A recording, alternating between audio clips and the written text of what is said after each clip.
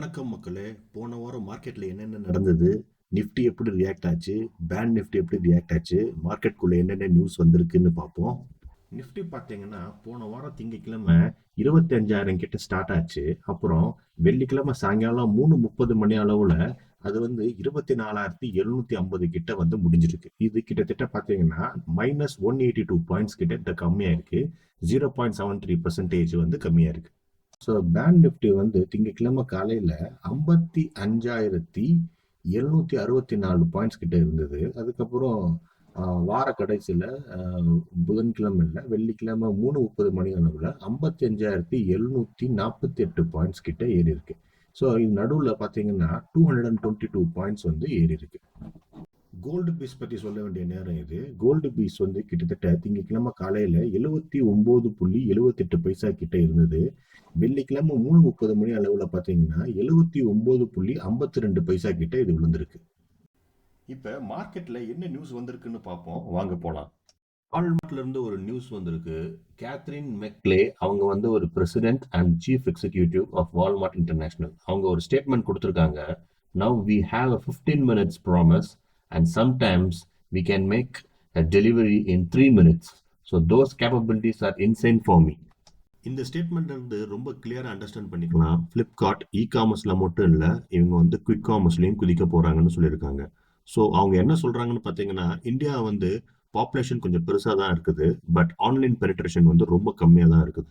So இந்த ஒரு ஆப்பர்ச்சுனிட்டியை யூஸ் பண்ணி ஃப்ளிப்கார்ட் கோயிங் ஃபார்வர்ட் இந்தியாவில் குவிக் காமர்ஸில் இறங்க போகிறாங்க. ஸோ ஆல்ரெடி நிறைய பிளேயர்ஸ் இருக்காங்க. ஸோ இவங்களும் ஒரு பிளேயராக வர போகிறாங்க. மார்க்கெட்ல ஒரு புது ஐபிஓ வரப்போகுது. யாருன்னு பார்த்தீங்கன்னா ரேசர் பே ஐபிஓல வரப்போறாங்க. வந்து அவங்க எதுக்கு பண்றாங்க அப்படின்னு பார்த்தீங்கன்னா, அவங்க ஐபிஓல போகணும். இது ஒரு மெயின் ரீசன். ரெண்டாவது ஒரு ரீசன், அவங்க ஒரு ஸ்டேட்மெண்ட் கொடுத்துருக்காங்க. This move signals a strong confidence in the Indian market and shows alignment with Indian regulations and investors and for value for the environment. Co-founder Shashank Kumar அவங்க வந்து ஒரு கிளியரா ஒரு ஸ்டேட்மெண்ட் சொல்றாங்க. There is a more technical challenges. It's building for India and being rooted in the Indian ecosystem. Already Grow, Flipkart, Zepto, PhonePe இவங்கெல்லாம் வந்து ஐபிஓவில் குதிச்சிட்டாங்க. Racer பே மட்டும் இன்னும் குதிக்காம இருந்திருக்கு. ஸோ இவங்களும் குதிக்க போறாங்க. ஓலா எலக்ட்ரிக்ஸ் பற்றி ஒரு நியூஸ் வந்திருக்கு, என்னன்னு பார்ப்போம். ஓலால கண்ணாப்பின்னான்னு லாஸ் ஆயிருக்கு. லாஸ் வந்து இன்க்ரீஸ் ஆயிருக்கு. ரெவன்யூ வந்து ட்ராப் ஆயிருக்கு. ப்ராஃபிபிலிட்டி டார்கெட் வந்து என்னென்னு சொல்லியிருக்காங்கன்னா, எவ்வளோ லாஸ் இருந்தாலும் ரெவன்யூ ட்ராப்பாக இருந்தாலும் ஸோ அங்கே வந்து ஃபோக்கஸ் பண்ணுறது வந்து financial year of 2025 to 2026 mainly to increasing the revenue and improving the operational efficiency அப்படின்னு சொல்லியிருக்காங்க. க்ரோத் மார்ஜின் வந்து கொஞ்சம் இம்ப்ரூவ் ஆயிருக்கு அப்படின்னு ஒன்று உருட்டு விட்டுருக்காங்க. 38% of improvement in the gross margin of financial year of 24 to 25. In Q1 financial year of 26 வந்து showed 10% of profit margin improvement over the previous quarter of financial year of 2024 to 25 for Q4 அப்படின்னு சொல்லியிருக்காங்க. அவங்க தான் market leader வந்து மெயின்டைன்லாம் பண்ணிட்டு இருக்கேன் அப்படி இப்படின்னு ஒரு ஊர் கூட்டியிருக்காங்க. என்னதான் லாஸ் இருந்தாலும் ரெவன்யூ கம்மியானாலும் நாங்கள் மார்க்கெட்டில் இருக்கோம். எங்களுடைய ஃபோக்கஸ் வந்து நெக்ஸ்ட் இயர் தான்.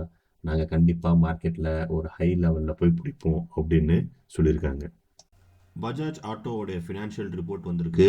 ஸோ என்னன்னு பார்ப்போம். என்னதான்டா நியூஸு அப்படின்னு பார்த்தீங்கன்னா, ப்ராஃபிட் வந்து சட்டுன்னு விழுந்திருக்கு. பட் ஆனால் ரெவன்யூ க்ரோத் வந்து கொஞ்சம் இம்ப்ரூவ் ஆயிருக்கு. ஸோ கிட்டத்தட்ட ப்ராஃபிட் வந்து 10% வந்து கம்மியாக இருக்குது, 1,800 கோடி. ரெவன்யூ வந்து 8% வந்து இன்க்ரீஸ் ஆயிருக்கு, 12,000 கோடி. மொத்தமாகவே இந்த ஃபுல் இயரில் வந்து இவங்களுடைய பெர்ஃபார்மன்ஸ் எப்படி இருந்திருக்கு பார்த்தீங்கன்னா, நெட் ப்ராஃபிட் வந்து 5% கம்மியாக இருக்குது, ரெவன்யூ க்ரோ வந்து 12% அதிகமாக இருக்கு. கிட்டத்தட்ட 5%னா 7,000 கோடி ப்ராஃபிட் வந்து ட்ராப் ஆயிருக்கு. 12%னா 49,000 கோடி வந்து ரெவன்யூ வந்து க்ரோ ஆயிருக்கு. இது என்னதான்டா பிரச்சனை அப்படின்னு பார்த்தோம்னா, rare earth import issues from China. அதாவது வந்து India's import from the rare earth elements crucial for EVs facing a delay in pending approvals and certifications. அதாவது சைனா மேல பழைய தூக்கி போட்டானுங்க. அப்ரூவல்ஸ் சர்டிஃபிகேஷன் அது இதுன்னு வாங்குறதுக்கு கொஞ்சம் பஞ்சாயத்து ஆயிடுச்சு. So Bajaj warns the possible production disruption by July if shipments doesn't resumes. அடுத்து என்ன அப்படின்னு பார்த்தீங்கன்னா, 20% of the Bajaj revenue comes from EV, so making it vulnerable if supply issues persist. The company is working in localization, simplifying the import process to reduce the dependency on the China. So அவங்க ஸ்ட்ராட்டஜிக்காக ஒரு move பண்ணியிருக்காங்க. என்னன்னு பார்த்தீங்கன்னா, KTM வந்து they are taking control on it. அடுத்து வந்து ITC பற்றின ஒரு நியூஸ் தான் வந்திருக்கு. பிஏடி அப்படின்னா பிரிட்டிஷ் அமெரிக்கன் டொபாக்கோ. அவங்க வந்து ஒரு ஸ்டேக் வச்சிருந்தாங்க. 2.5% ஆஃப் ஸ்டேக் இன் ஐடிசி. அவங்க வந்து அது வித்துட்டாங்க. என்னதான் நடந்திருக்கு அப்படின்னு பார்த்தோம்னா, பிரிட்டிஷ் அமெரிக்கன் டொபாக்கோ வந்து 2.5% ஆஃப் தி ஸ்டாக் வந்து வித்திருக்காங்க. இதனால வீட்டோ பவர் வந்து லாஸ்ட் ஆயிருச்சு அவங்களுக்கு. இம்பாக்ட் இது வந்து ஐடிசி உடைய ஷேர் வந்து கொஞ்சம் இம்பாக்ட் ஆயிருக்கு. ஷேரும் கிட்டத்தட்ட 3.2% வந்து டவுன் ஆயிருக்கு. ஸோ போன வருஷம் அதாவது மார்ச் 2024 வந்து பேட் வந்து ஆல்ரெடி 3.5% ஆஃப் தி ஸ்டேக் வந்து வித்திருக்காங்க.